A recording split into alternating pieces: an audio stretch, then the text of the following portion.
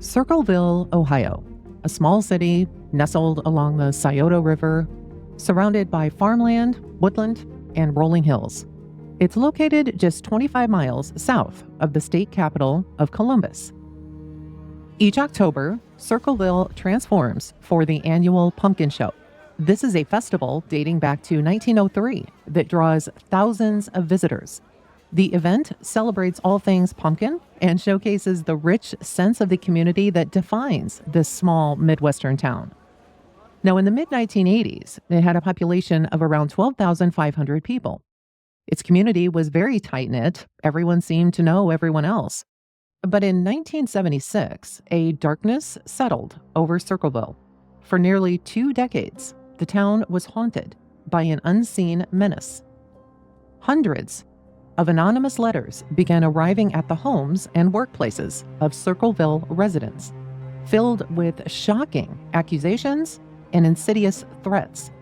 They were postmarked from Columbus, and the letters suggested that the writer had an intimate knowledge of the people in town, exposing supposed secrets and misdeeds, from infidelities and betrayals to outright criminal behavior.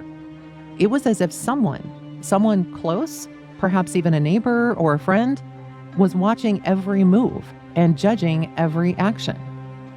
This is Who Wrote the Circleville Letters, and you're listening to the Beach House 34 podcast. I'm your host, Christine Worth. The writer, as the anonymous author came to be known, seemed intent on disrupting lives, tearing apart families, and instilling fear. These letters targeted individuals and families, sometimes relentlessly. The questions loomed large. Who was the Circleville writer? Or what drove this campaign of terror that turned neighbor against neighbor? Was it revenge, jealousy, or something far more twisted? At the center of the Circleville letters was Mary Gillespie, a woman who had built her life around family and community. Mary and her husband Ron were longtime residents of Circleville, Ohio. Mary worked as a school bus driver for the West Fall School District, a role that connected her with many local families. Her husband Ron was employed as a supervisor at a local manufacturing plant. They were high school sweethearts who married young, had 2 children, and seemed to be living the picture-perfect life. But that sense of stability began to crumble in 1976, when Mary received her first anonymous letter. It was vicious, written in sharp block letters, accusing her of having an affair with Gordon Massey, the superintendent of the West Fall School District. This was no simple rumor. The letter contained personal details about her life and her daily routine, details that suggested the writer knew Mary very well, perhaps even watched her closely. One letter warned, I know where you live. I've been observing your house and know you have children. This is no joke. Please take it serious. Now, at first, Mary kept the letters to herself. She just kind of dismissed them as being the work of a crank or an envious neighbor. She hoped that by ignoring the writer, the harassment might stop. But instead, the letters continued to pour in, each one more invasive and threatening than the last. The letters soon reached her husband, Ron, with demands that he confront Mary about the alleged affair and veiled suggestions that he take violent action. By March 1977, the pressure on the Gillespie family had become unbearable. The accusations and threats cast a shadow over their lives, turning what had been a peaceful existence into a waking nightmare. By August of 1977, the tone of the letters had escalated to outright threats. The letters directed at Ron Gillespie went from accusations to dark ultimatums. You should catch them together and kill them both. The weight of the letters was taking a toll on Ron, who had confided to Mary and a few close family members that he believed he knew who was behind the letters. But he kept the specifics to himself. Then, on the evening of August 19th, 1977, Ron received a phone call at his home on Brook Miller Road in Circleville. The caller's identity remains unknown, But those who were close to Ron said the conversation reportedly confirmed his suspicions about who the letter writer was. Determined to confront this person, Ron told his children he was going out and he would be back soon. He took his .22 caliber revolver, climbed into his red and white pickup truck, and drove off into the night. But Ron never returned home. A short time later, his truck was found on 5 Points Pike, a stretch of road about 7 miles from his house. The truck had careened off the road and collided with a tree. Ron was dead at the scene, his body slumped over the steering wheel. Investigators noted that his gun, the same .22 caliber revolver that he had taken with him, lay beside him in the truck with 1 shot fired. But the question still hung in the air. Who or what had he shot at?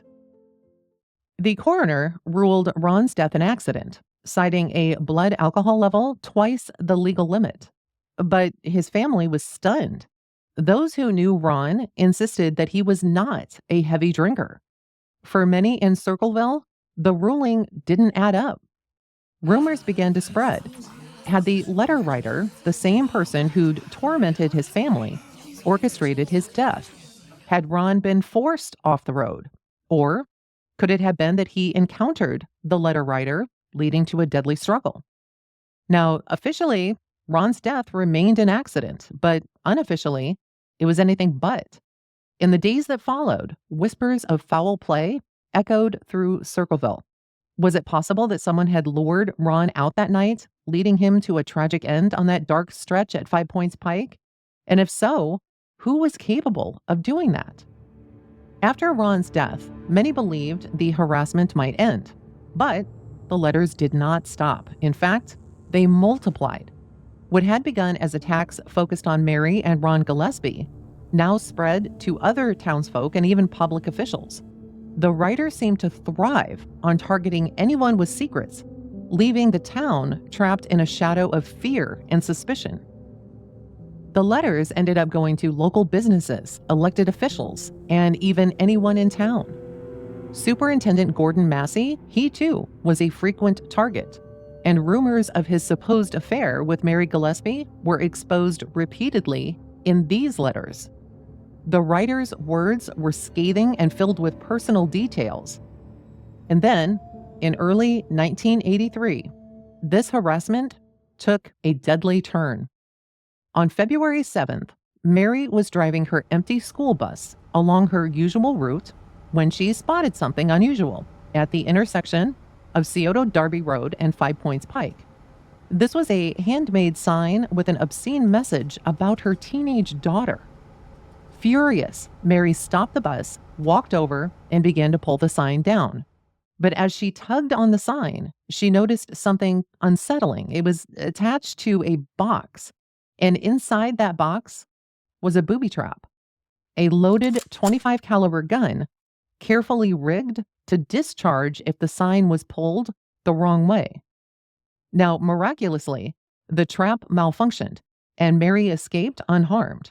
But she took it to the police, and authorities who examined the device later confirmed that it was designed to fire directly at the person attempting to remove the sign, a chilling escalation from written threats to a clear attempt on Mary's life. Now, at the time, Ron's sister, Karen Sue, was going through a very contentious divorce with her husband, Paul Freshour. When investigators traced the gun found in the booby trap, it came back to none other than Paul Freshour, Mary's brother-in-law. It wasn't easy. The serial number on the gun had been filed off, and it took some work for them to raise the numbers to find out who the gun belonged to. Now, for law enforcement, this was a major break. Sheriff Dwight Radcliffe, eager to find the culprits behind the years of anonymous harassment, brought Freshour in for questioning at the Pickaway County Sheriff's Office on February 25th, 1983.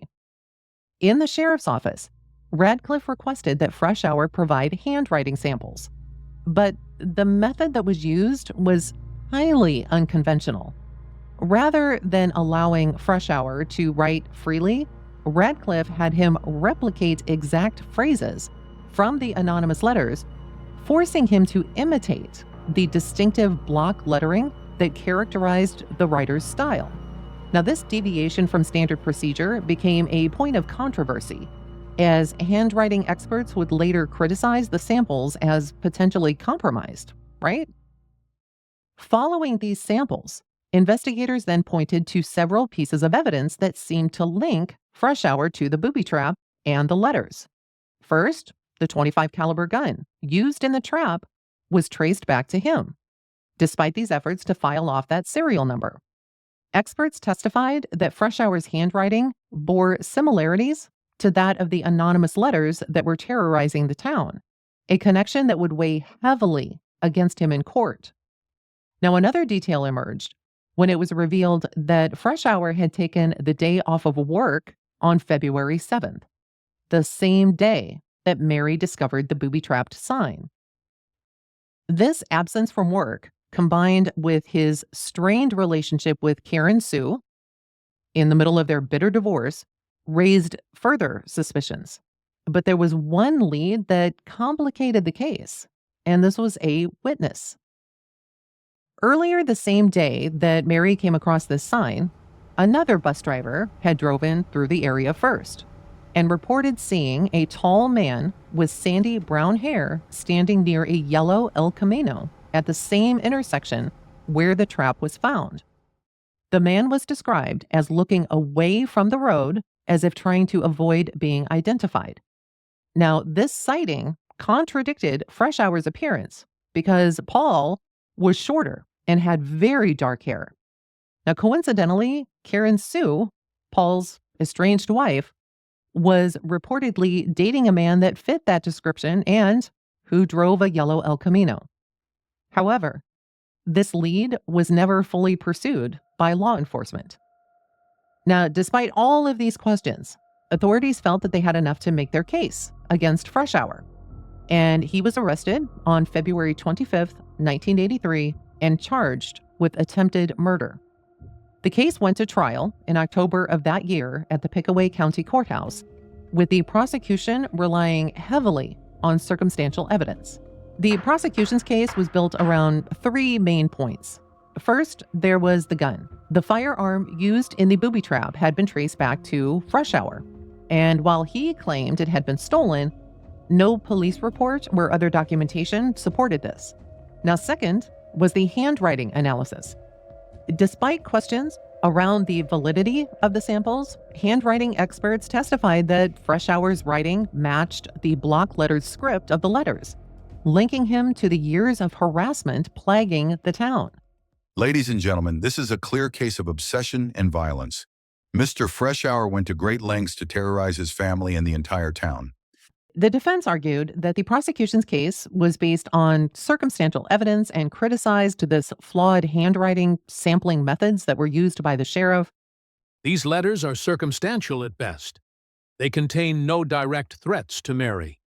And the only connection to my client is an alleged similarity in handwriting, a science that is not foolproof. But the jury was swayed by the prosecution's arguments, and particularly the fact that Freshour had taken off work the same day the booby trap was discovered and the gun was his. After only 2.5 hours of deliberation, the jury found Freshour guilty of attempted murder. He was sentenced to serve 7 to 25 years in prison, a ruling that brought relief to many in Circleville who believed the writer had finally been caught.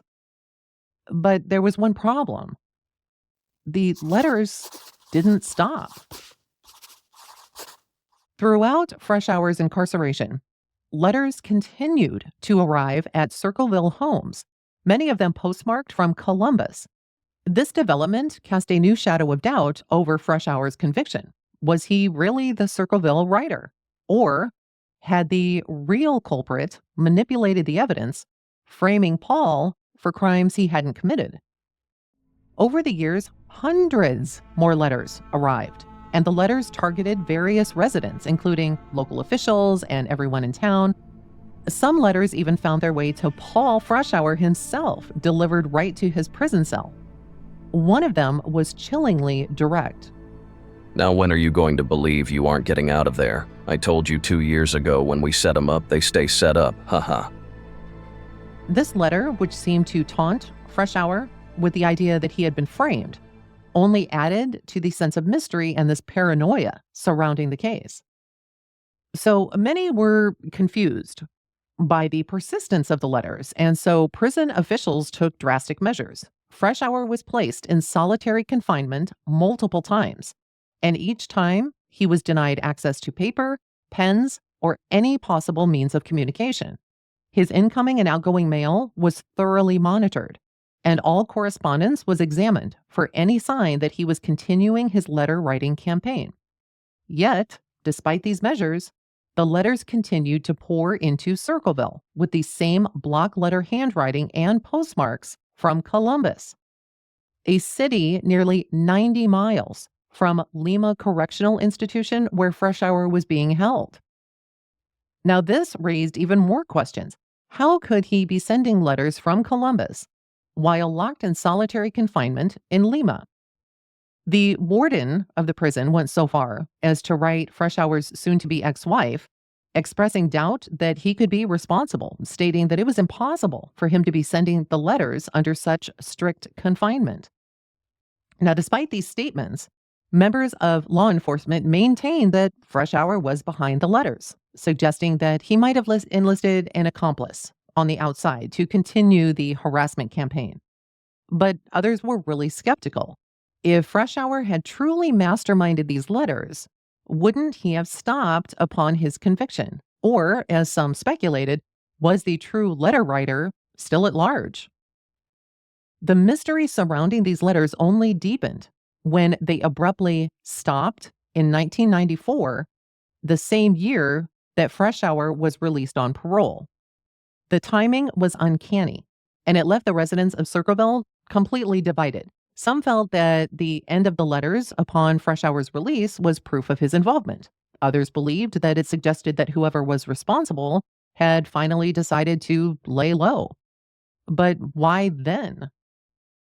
The fact that these letters continued while he was still in jail, only to stop when he was released, is one of the most perplexing aspects of this case. So, who could have been responsible? Well, let's look at Paul Freshour's estranged wife, Karen Sue. One of the most prominent theories implicates Karen Sue Freshour as a key suspect. Karen Sue had alleged that Paul was the author of the letters that were terrorizing the town. She testified that she had found letters hidden throughout their house, which she conveniently could not produce as evidence. So it kind of left their existence and even authenticity in question. But Karen's accusations didn't stop there. She painted Paul as volatile and prone to violent outbursts, furthering the narrative that he was capable of doing this.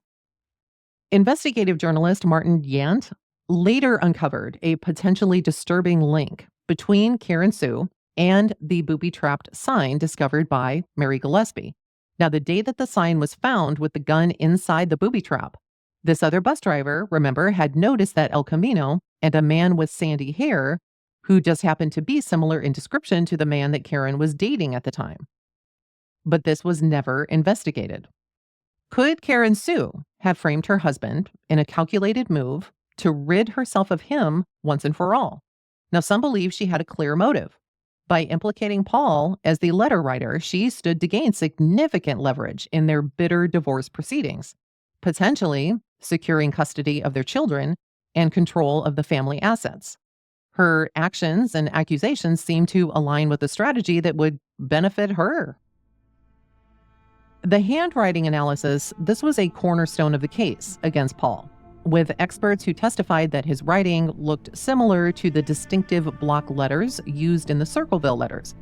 But skeptics have argued that Karen Sue, who was familiar with Paul's handwriting, could have mimicked his style, crafting the letters to implicate him and secure her advantage in the divorce. Now, further adding more fuel to the fire is the fact that the letters continued even after Paul was put in jail. Despite his being put in solitary confinement and being monitored very closely, these letters continued to arrive in the town, written in the same style and the same tone. This persistence of these letters led to speculation that Karen Sue, or perhaps someone she knew, could have been responsible all along, using the letters as kind of a twisted way of keeping Paul in prison. Now, while the theory that Karen Sue Freshour framed her now ex-husband is compelling, there is no conclusive evidence tying her to the letters or the booby trap incident. The witness testimony, the yellow El Camino, and her claims of finding these letters in her home all point to the possibility of her involvement. But nobody really knows. There's no really hardcore evidence. Decades later, Karen Sue's role in the case is still a point of heated debate, adding yet another layer to this mystery. Now, theory number 2 is this. In 2021, the CBS program 48 Hours brought more attention to the Circleville letters case, and they enlisted a former FBI profiler by the name of Mary Ellen O'Toole to analyze these letters that had terrorized this town. O'Toole, who is an expert in behavioral analysis, offered new insights into the potential psychological profile of this writer, examining not only the language of the letters, but the intentions and the traits that might reveal who was really behind them. Her analysis, based on years of experience, revealed some unsettling possibilities. Now, her first observation was that the author displayed traits consistent with a severe personality disorder.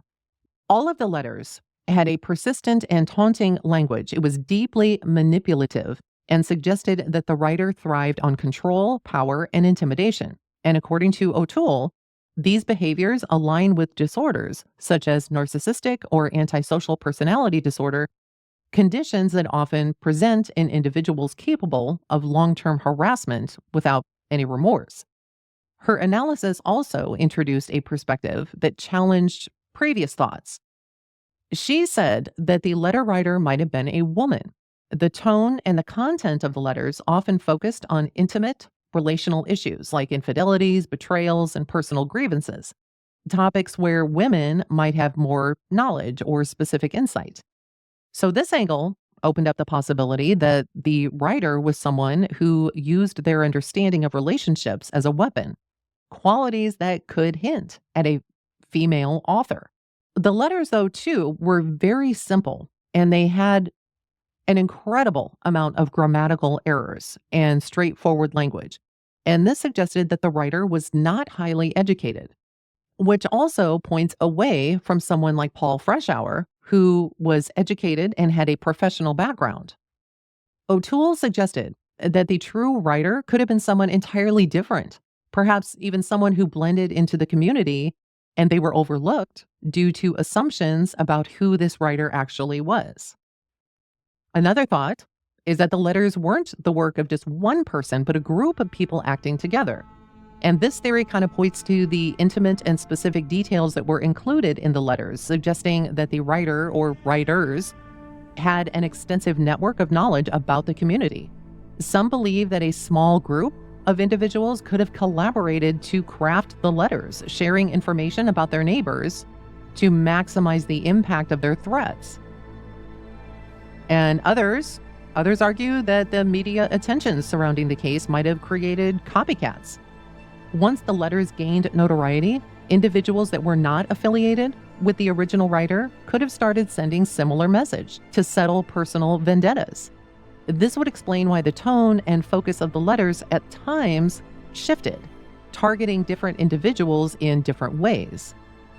One of the very last theories suggests that Paul Freshour, if he was indeed involved, didn't act alone.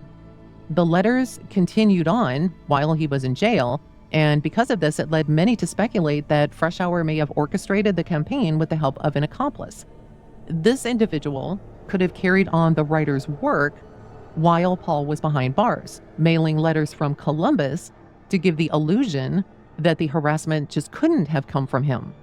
Now, despite all of these theories, some forensic experts and members of law enforcement maintain that the letters were the work of a single person. Forensic document examiner Beverly East, for instance, analyzed the handwriting on the letters and concluded that they were consistent in style, tone, and structure suggesting that they were written by one person. And she actually named the one person as being Paul Freshour. In 1994, after serving a decade in prison, Paul Freshour was granted parole. But even after his release, he never wavered in proclaiming his innocence. He consistently maintained that he had no part in writing the letters or in the attempted murder of Mary Gillespie. And for the rest of his life, he sought to clear his name. He even went to the FBI, asking them to reopen the case and investigate it more thoroughly. He believed that a deeper inquiry would not only exonerate him, but also uncover the true identity of the Circleville writer. Despite all of his efforts, the FBI declined to reinvestigate the case. The continuation of the letters while he was in jail remained a significant point of contention, leading many to question whether he had been wrongfully convicted. Paul passed away on June 28, 2012, at the age of 70, still living under this shadow of being the Circleville letter writer. He died without ever seeing his name cleared, leaving behind so many unanswered questions about his role, or lack thereof, in one of America's most perplexing unsolved mysteries. Now, Mary Gillespie, you might be wondering what happened with her. Well, she moved on with her life, and take this for what it's worth. After Ron's death, she did enter into a relationship with Gordon Massey, the school superintendent, though it's unclear exactly when their relationship began. So who was the Circleville writer? Was it Paul Freshour, as the jury thought? Was it Karen Sue? Was she framing her estranged husband? Or was it someone else, a friend, a relative, or even someone else entirely just enjoying all of this chaos that they were causing? To this day, it is still a mystery. Thank you so much for spending time with me here at Beach House 34. If you enjoyed today's episode, don't forget to subscribe so you're always in the know. And hey, why not share the show with a friend? There's plenty of mystery to go around. Take care, and I'll see you next time. Bye for now.